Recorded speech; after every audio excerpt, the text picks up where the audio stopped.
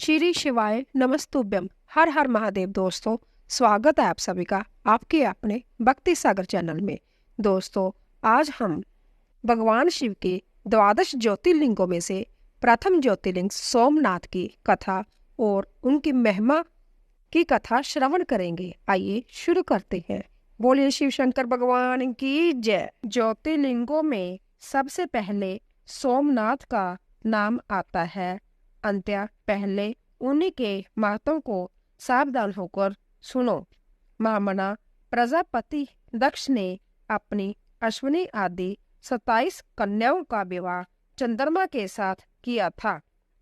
चंद्रमा को स्वामी के रूप में पाकर वह दक्ष कन्याएं विशेष शोभा पाने लगी तथा चंद्रमा भी उन्हें पत्नी के रूप में पाकर निरंतर सुशोभित होने लगा। उन सब पत्नियों में भी जो रोहिणी नाम की एक पत्नी थी, एकमात्र वे ही चंद्रमा को जितनी प्रिय थी उतनी दूसरी कोई पत्नी कदापि प्रिय नहीं हुई।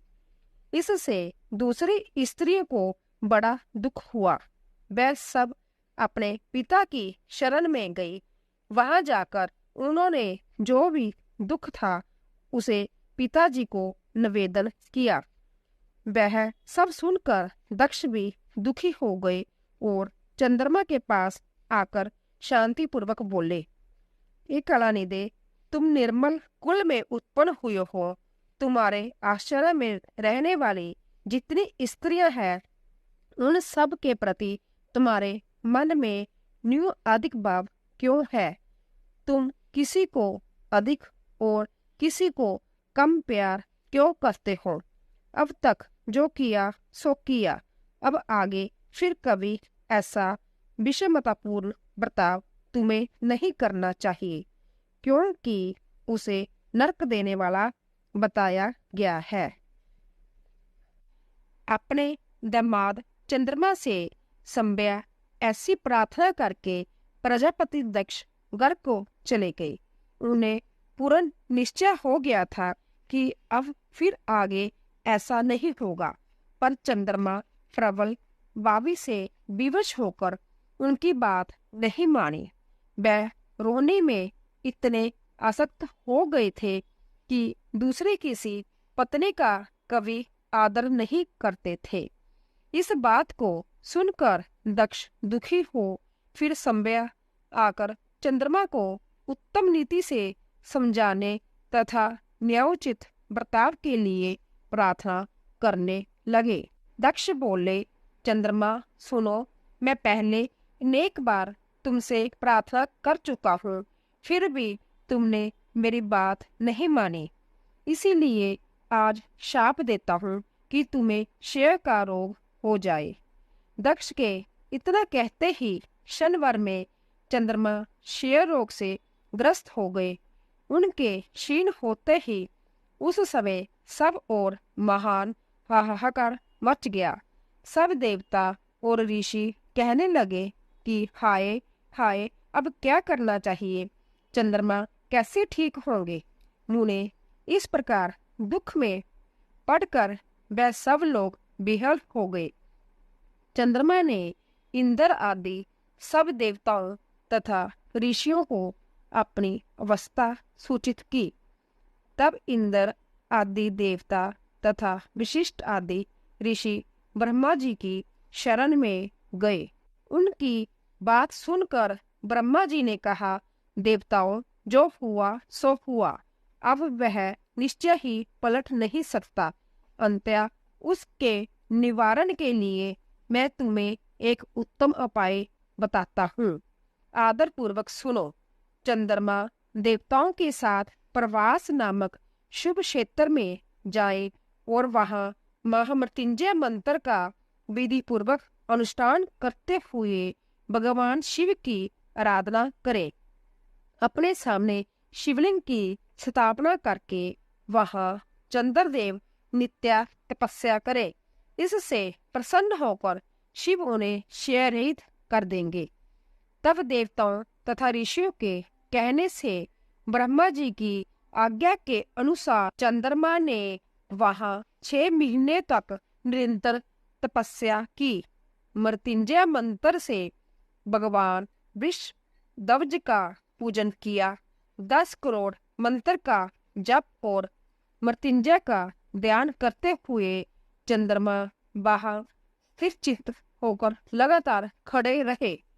उन्हें तपस्या करते देख भक्त वत्सल भगवान शंकर प्रसन्न हो उनके सामने प्रकट हो गए और अपने भक्त चंद्रमा से बोले, हे चंद्रदेव, तुम्हारा कल्याण हो। तुम्हारे मन में जो अविष्ट हो वह वर मांगो। मैं प्रसन्न हूँ, तुम्हें संपूर्ण उत्तम वर प्रदान करूंगा। चंद्रमा बोले, देवेश्वर, यदि आप प्रसन्न हैं तो मेरे लिए क्या असदाय है। तदपि प्रभु शंकर, आप मेरे शरीर के इस क्षय रोग का निवारण कीजिए।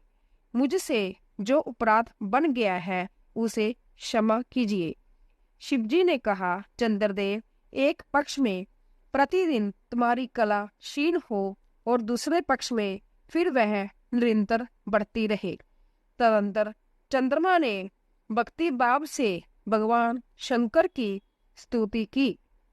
इससे पहले निराकार होते हुए भी भगवान शिव फिर साकार हो गए। देवताओं पर प्रसन्न हो उस क्षेत्र के महात्मा को बढ़ाने तथा चंद्रमा के यश का विस्तार करने के लिए भगवान शंकर उन्हीं के नाम पर वहां सोमेश्वर कहलाए और सोमनाथ के नाम से तीनों लोक में विख्यात हुए। सोमनाथ का पूजन करने से वह उपवास के क्षय तथा कोढ़ आदि रोगों का नाश कर देते हैं।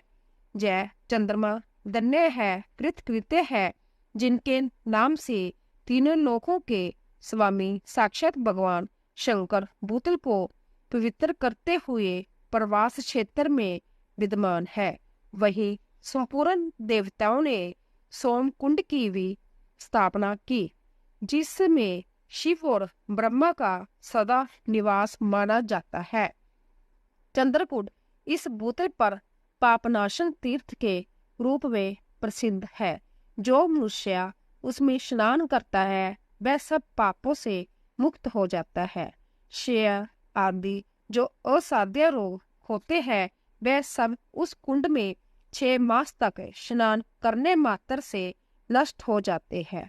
मनुष्य जिस फल के उद्देश्य से इस उत्तम तीर्थ का सेवन करता है उस फल को स्वतः प्राप्त कर लेता है, इसमें संशय नहीं है।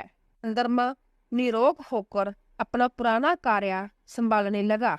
इस प्रकार मैंने सोमनाथ की उत्पत्ति का सारा प्रसंग सुना दिया। इस तरह सोमनेश्वर लिंग का प्रादुर्भाव हुआ। जो मनुष्य सोमनाथ के प्रादुर्भाव की इस कथा को सुनता अथवा दूसरों को सुनाता है वह संपूर्ण अविष्ट को पाता और सब पापों से मुक्त हो जाता है। बोलिए शिव शंकर भगवान की जय। तो दोस्तों, आशा करती हूँ कि आपको हमारी जानकारी अवश्य पसंद आई होगी। प्लीज़ जाने से पहले चैनल को सब्सक्राइब कीजिए, लाइक कीजिए और ज़्यादा से ज़्यादा शेयर कीजिए। आप सभी का धन्यवाद।